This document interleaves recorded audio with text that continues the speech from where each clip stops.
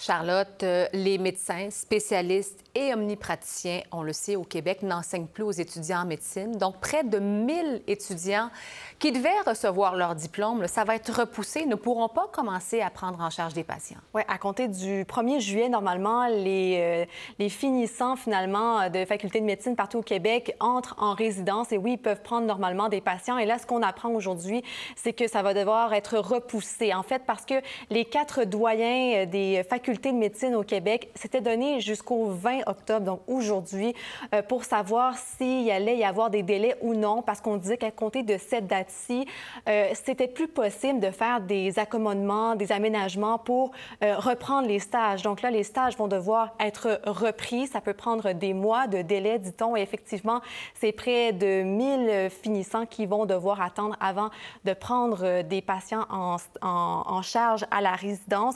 On entre donc aujourd'hui dans la 6e semaine de moyenne pression des médecins spécialistes. Et je le rappelle, les omnipraticiens sont aussi en grève, eux, depuis jeudi dernier.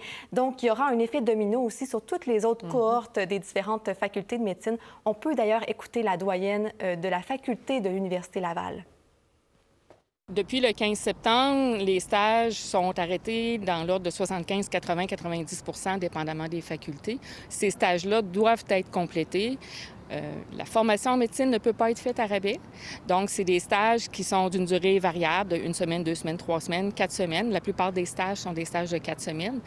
Ils ont une durée minimale pour être valides. Les étudiants doivent être exposés à des situations cliniques, apprendre des compétences.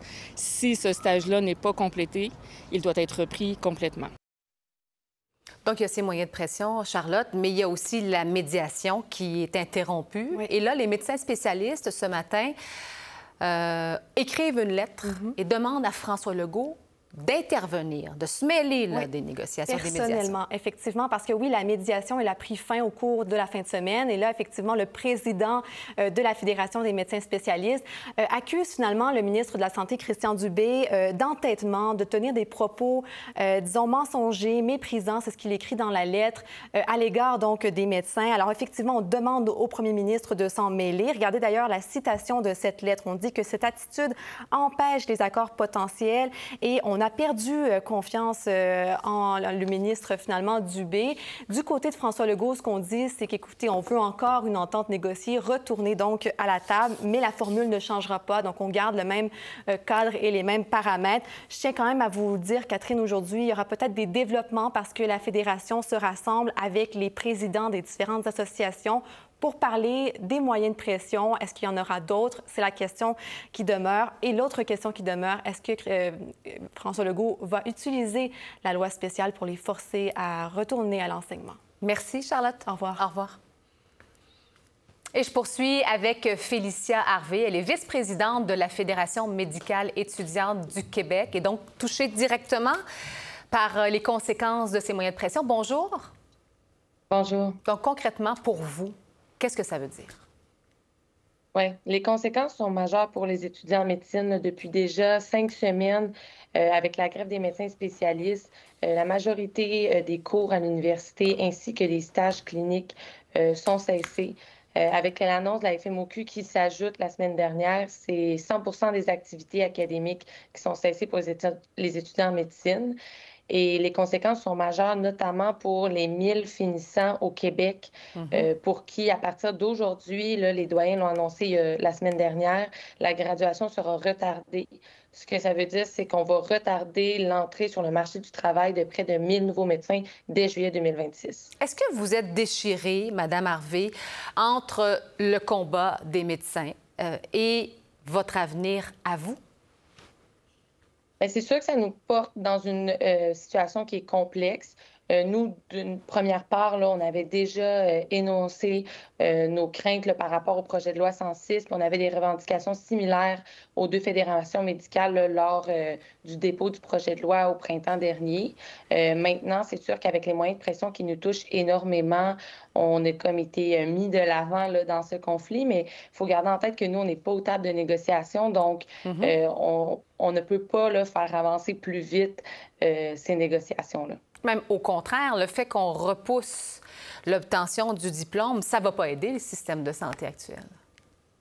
Exactement, c'est notre crainte parce que, puis aujourd'hui, elle devient vraie, c'est que nos études sont extrêmement chargées, extrêmement denses, puis le moindre retard peut créer un retard de plusieurs semaines en raison de ce que la doyenne expliquait là, plus tôt, là, mais des stages cliniques qui doivent être complétés et faits dans toutes les différentes spécialités pour obtenir notre diplôme.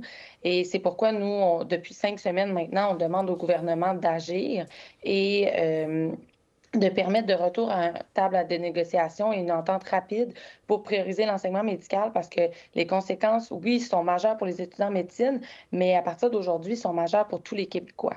Oui, mais en même temps, vous dites on demande au gouvernement d'agir rapidement. Le gouvernement, d'ailleurs, M. Legault est interpellé ce matin par le Dr Oliva, dit bien, on va poursuivre les discussions, la médiation, mais il y a ces moyens de pression-là. C'est un jeu qui se joue à deux quand même. Oui, c'est sûr que c'est un jeu qui se joue à deux des négociations, on est d'accord, mais quand le gouvernement a des armes comme des lois et qu'à côté de ça, des médecins ont peu d'armes dans leur arsenal en raison que, bien, comme vous savez, les médecins ont peu de moyens de pression disponibles, c'est sûr que des fois, c'est un peu une guerre inégale. C'est pour ça que nous, on demande que ce soit le gouvernement qui prenne le leadership là-dedans. J'aimerais vous entendre sur la formation que vous avez eue quand même parce que depuis 5 semaines, depuis le 15 septembre, les médecins spécialistes n'enseignent plus aux étudiants. Donc, les universités ont essayé de pallier le problème, de compenser l'enseignement. Est-ce que vous êtes préoccupé quand même par la qualité qui a sans doute été moindre puisqu'on n'avait pas autant d'enseignants qualifiés, là? Oui, ben oui, on est préoccupé parce que depuis 5 semaines, la majorité des cours à l'université étaient annulés. Il y en a certains qui étaient maintenus grâce aux médecins omnipraticiens. À partir de la semaine dernière, c'est tous les cours qui sont annulés. Donc, souvent, on demande aux étudiants de s'enseigner eux-mêmes la matière.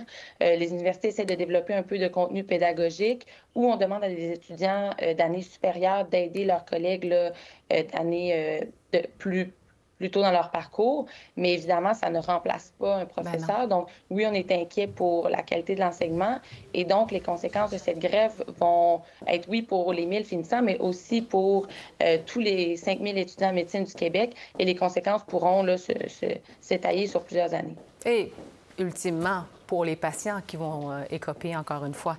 Merci beaucoup, Félicia Harvey. Merci. Au revoir.